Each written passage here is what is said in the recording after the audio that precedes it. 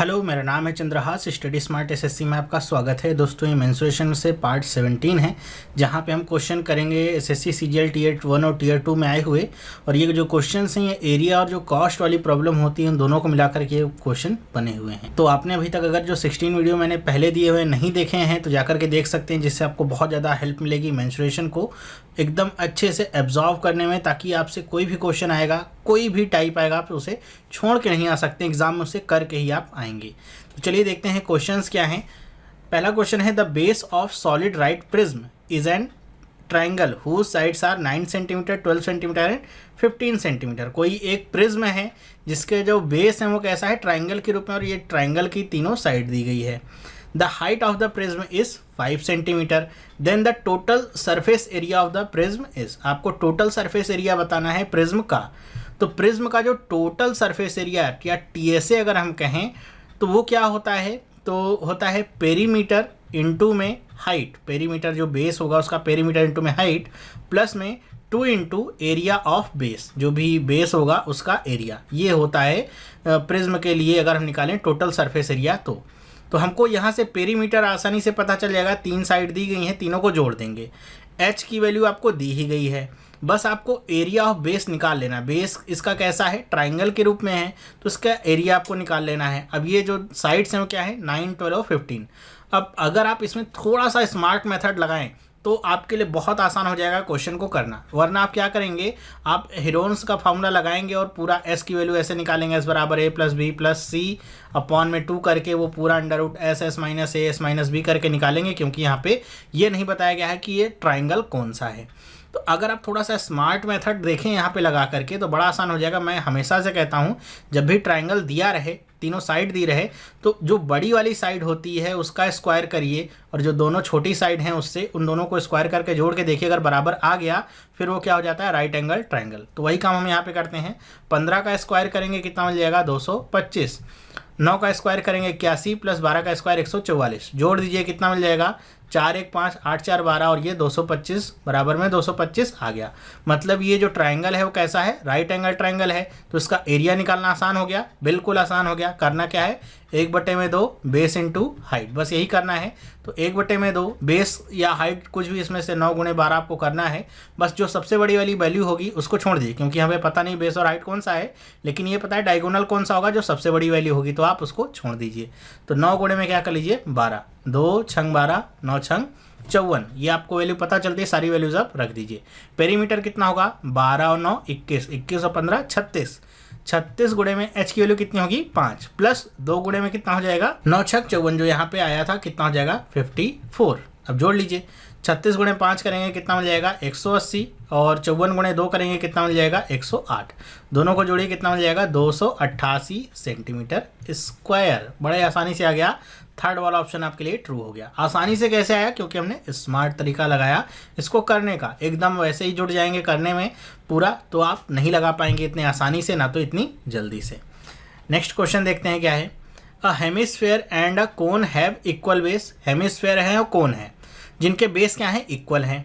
If their heights are also equal. अब कह रहे हैं कि उनकी हाइट्स भी क्या है, इक्वल है। तो फिर से हेमिस्फेयर की हाइट की बात कर दिया, इसका मतलब जो भी कोन की हाइट होगी और जो रेडियस होगा आपस में क्या होगा, बराबर होगा। ये मेरे ख्याल से ये बात मैं तीसरी बार बता रहा हूँ अपने वीडियोस में।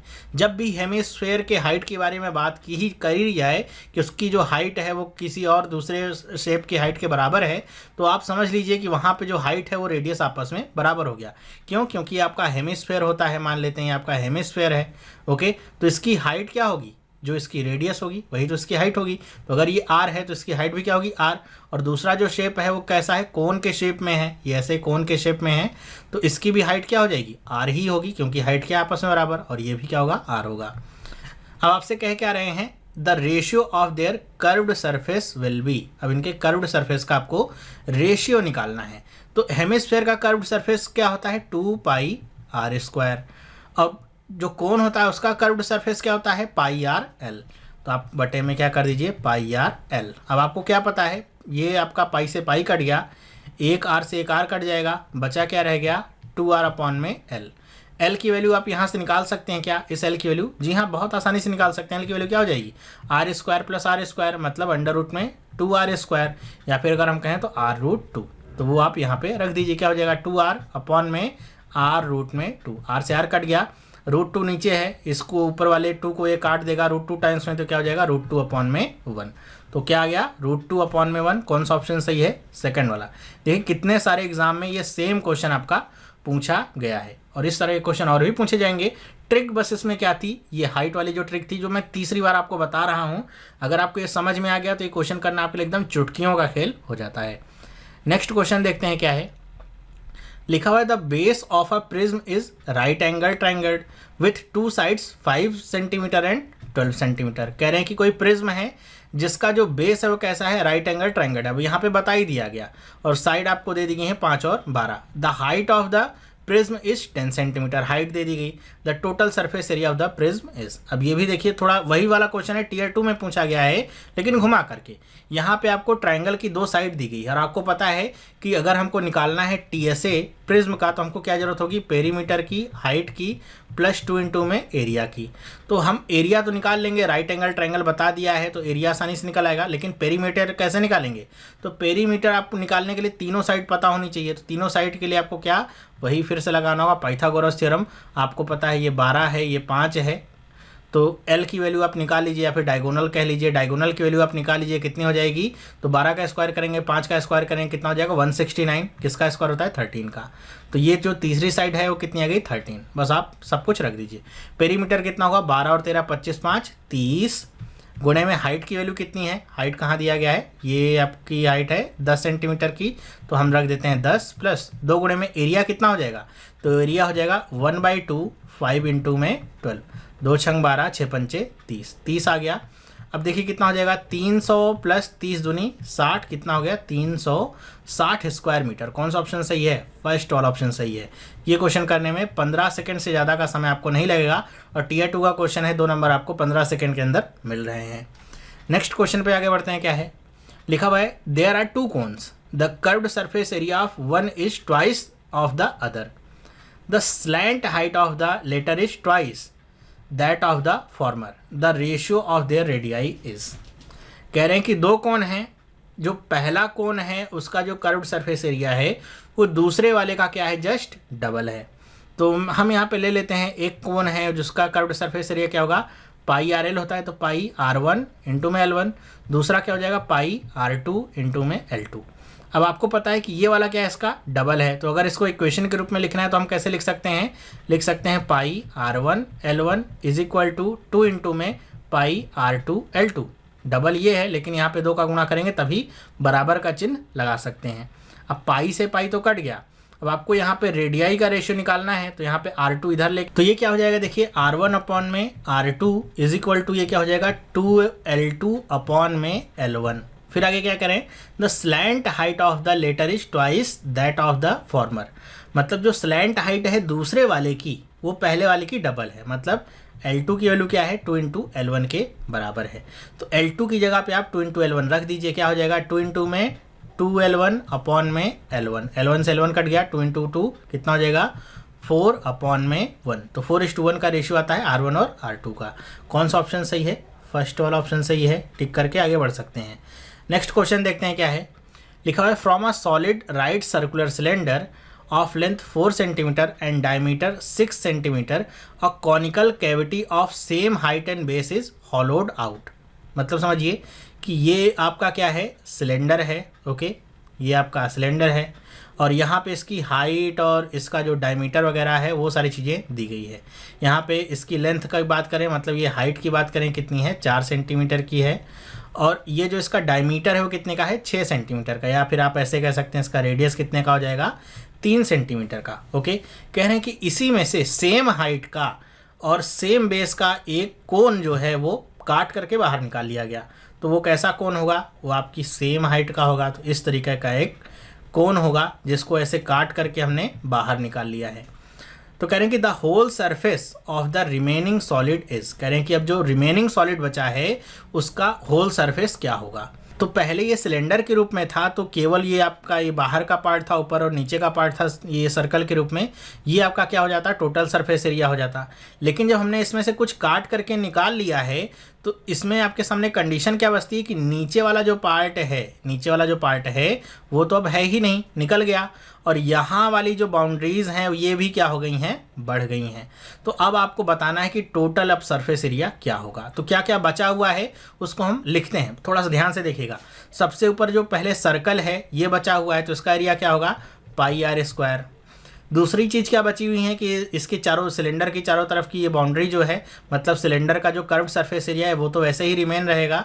तो ये क्या हो जाता है कि सिलेंडर का कर्व सरफेस एरिया होता है 2 पाई आर एच, ये होता है। फिर ये आपको पता है कि अंदर वाला जो पार्ट है ये क्या होता है, अगर कोन काट के निकाला गया है तो एक तरीके से समझिए कि कोन का जो लेटरल सरफेस एरिया है ये अंदर फॉर्म होता है। तो कोन का लेटरल सरफेस एरिया क्या होता है, पाई आर एल, ये आपको पता है। अब तीनों में आपको वैल्यूज़ रखनी है रेस्पेक्टिवली और आपको आंसर मिल जाएगा।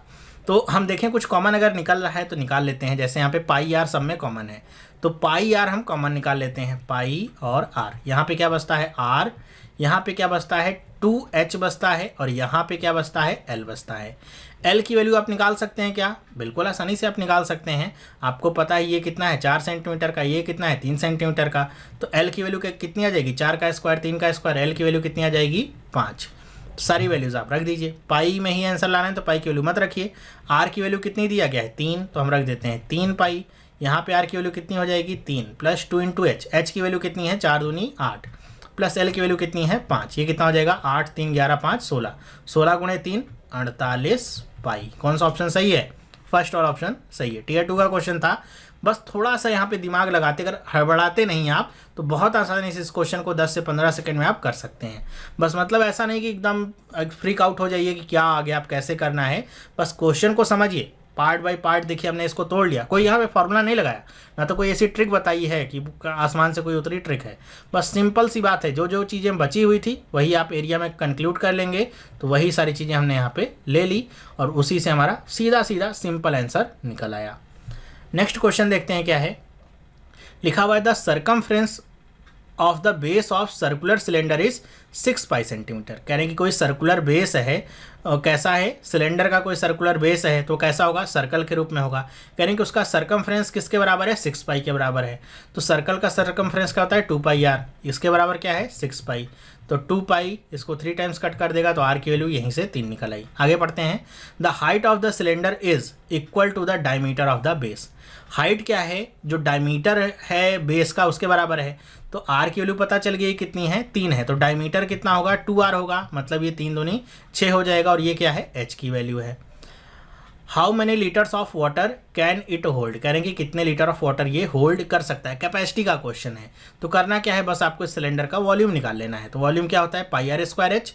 तो यहाँ पे पाई की वैल्यू तो लिखी हुई है तो पाई को पाई ही रहने देते हैं। आर स्क्वायर करते हैं तो ये आपका 3 का स्क्वायर इंटू में एच हो जाएगा। 3 का स्क्वायर करेंगे कितना हो जाएगा, 3 का स्क्वायर 9, 9 और एच की वैल्यू कितनी है, 6। तो कितना हो जाएगा, 9 छक 54 पाई, ये आपका आ जाएगा सीसी में आंसर। ठीक है। अब कुछ लोग इसमें कंफ्यूज होकर के हो सकता है इसको फोर्थ वाले ऑप्शन को टिक कर सकते हैं, क्योंकि यहाँ पे सेंटीमीटर में दिया हुआ है।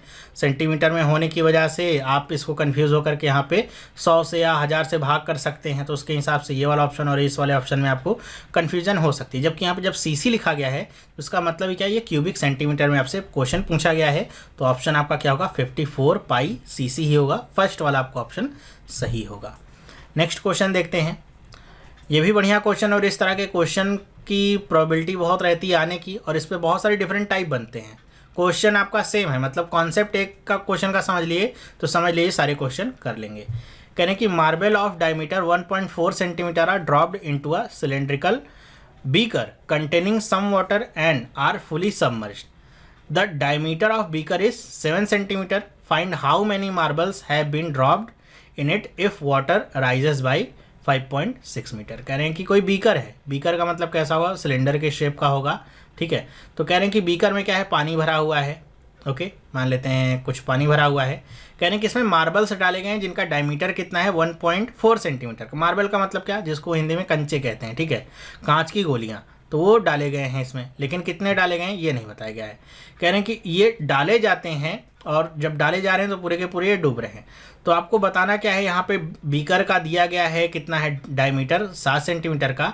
तो आपको बताना क्या है कि कितने मार्बल इसमें डाले जाएंगे जिससे पानी का जो लेवल है वो 5.6 सेंटीमीटर ऊपर बढ़ जाएगा। मान लेते हैं पानी पहले यहाँ तक था और कितने डाले जाएंगे कि ये यहाँ तक पहुँच जाएगा और यहाँ पे इसका अंक कितना है 5.6 सेंटीमीटर। ठीक है, पहले से 5.6 ये आपका बढ़ जाता है, मतलब ये नीचे से काउंट मत करिएगा, यहाँ से 5.6 नहीं, यहाँ से ये 5.6 बढ़ जाता है।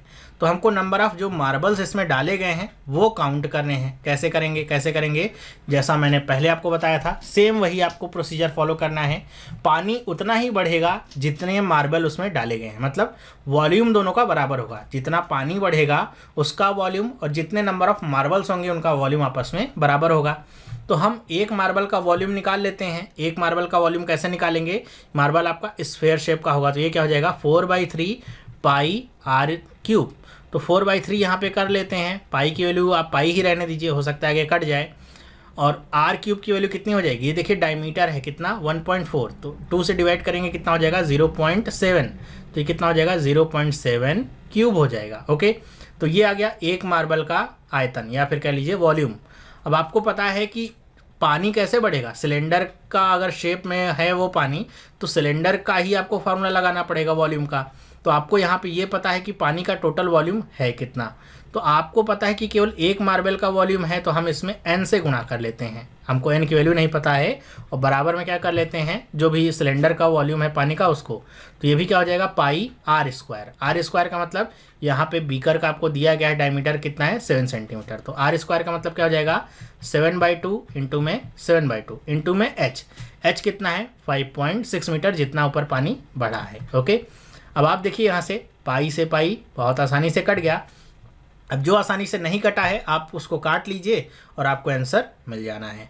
तो देखिए क्या क्या कट सकता है यहाँ पे, देखिए अगर मैं इसको पूरे तरीके से खोल लूँ अगर n गुणे में, ये 4/3 हो जाएगा। ये कितना हो जाएगा 0.7 इंटू में 0.7 इंटू में 0.7, और ये तो आपका 7/2 इंटू में 7/2 इंटू में 5.6 है ही। सिर्फ आपको दिखाने के लिए सारी चीज़ें करनी पड़ रही हैं जिससे बहुत सारे लोग कंफ्यूज ना हो।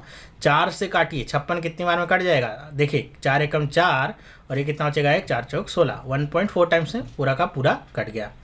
और क्या कट सकता है, ये 7 कट सकता है, इसको कितने बार में 0.1 टाइम्स में। ये 7 इसको कितने बार में काट सकता है 0.1 टाइम्स में। ओके, अब बाकी क्या रह गया है, n की वैल्यू आपकी इधर है, n को छोड़ करके बाकी सब कुछ दूसरी तरफ ट्रांसफ़र कर लीजिए।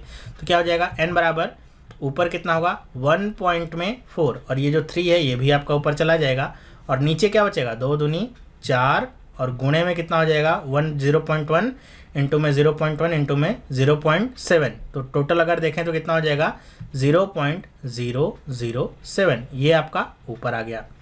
अब पॉइंट से पॉइंट वगैरह काटना हो तो काट लीजिए, आसानी से अब आपके सामने आंसर यहाँ पे मिल जाएगा। कैसे, इसको 2 से काटेंगे, ये कितनी बार कट जाएगा 0.7 टाइम्स में कट जाएगा। यहाँ से पॉइंट हटाना है तो ऊपर हम क्या कर लेते हैं इसको 1000 कर लेते हैं, जिससे नीचे वाला पॉइंट आपका पूरा का पूरा हट जाता है। 7 से काटेंगे कितनी बार कट जाएगा, ये आपका कट जाएगा 0.1 टाइम्स में कट जाएगा और ये आपका 2 बचा है। अब यहाँ पे गुणा करना है आपको, वो तो कर लीजिए, 3000 हो जाएगा और 0.1 का गुणा करेंगे तो कितना हो जाएगा 300, तो 300/2 करेंगे कितना आ जाएगा 150। तो ये कौन सा ऑप्शन सही हो गया, सेकंड वाला ऑप्शन आपका एकदम सही हो जाता है। कितना आ जाएगा 150। ओके, तो 150 गेंदों की ज़रूरत होगी इतने लेवल तक पानी बढ़ाने के लिए। बस काटना पीटना ही था, जैसे आपको समझ में आए आसानी से कर सकते हैं। बस इतना ध्यान रखिएगा कि कभी भी इस तरह की प्रॉब्लम्स आएँ तो जितना पानी बढ़ेगा उतने नंबर के वॉल्यूम का चीज़ उसमें जाएगा, दोनों ही चीज़ें आपस में बराबर होंगी। नेक्स्ट क्वेश्चन देखते हैं, लिखा हुआ है a hall 25 centimetre long and 15 metre broad is surrounded by a veranda of uniform width 3.5 metres. The cost of flooring the veranda at 27.5 per square metre is. तो आपको बताना है कि जो बगल में रूम के बरामदा बनेगा उसकी फ्लोरिंग कराने का कॉस्ट कितना होगा। क्वेश्चन के हिसाब से मान लेते हैं ये आपका कोई रूम है, ठीक है, कमरा है या हॉल है, कुछ भी समझ लीजिए, जो 25 मीटर लॉन्ग है और 15 मीटर का चौड़ा है। इसके चारों तरफ 3.5 मीटर की चौड़ाई वाला एक वरांदा है, मतलब हर तरफ से कितना होगा, 3.5 मीटर ही चौड़ा होगा। तो इस तरीके से आपका ये वरांदा हो गया। इसकी लंबाई चौड़ाई हर तरफ से कितनी है, 3.5, मतलब इधर से कितनी है 3.5, तो इधर से भी कितनी है 3.5, हर तरफ से कितना है 3.5 बड़ा है। तो आपको बस क्या करना है कि आपको इतना जो बीच वाला एरिया है ये कितना है ये निकाल लेना है। वो निकलेगा कैसे कि अंदर वाला एरिया निकालिए और ये जो बाहर वाला एरिया है उसमें से घटा दीजिए। तो अंदर तो आपको पता है 25 गुणे में 15 करेंगे आसानी से आ जाएगा, लेकिन बाहर का एरिया कैसे होगा, तो देखिए जब अगर हम ब्रेड्थ की बात करें तो ये क्या है, ये आपका 15 है, 3.5 इधर से बड़ा है, 3.5 इधर से बड़ा है, 7 हो जाएगा। तो 15 में 7 जोड़ दीजिए 22 हो गया। यही काम इधर भी कर दीजिए, 25 में 7 जोड़ दीजिए, कितना हो गया 32। तो ये कितना हो जाता है 32 और ये कितना हो जाएगा 22। तो हमको करना क्या है 32 गुणे 22 माइनस में 25 गुणे में 15, बस यही कर लेना है और आसानी से हमको आंसर मिल जाता है। तो 32 गुणे 22 करना मेरे ख्याल से बहुत कठिन काम तो नहीं है। आप इसको एक तरीके जो मैंने आपको पहले बताया था a² माइनस b² के तरीके से कर सकते हैं।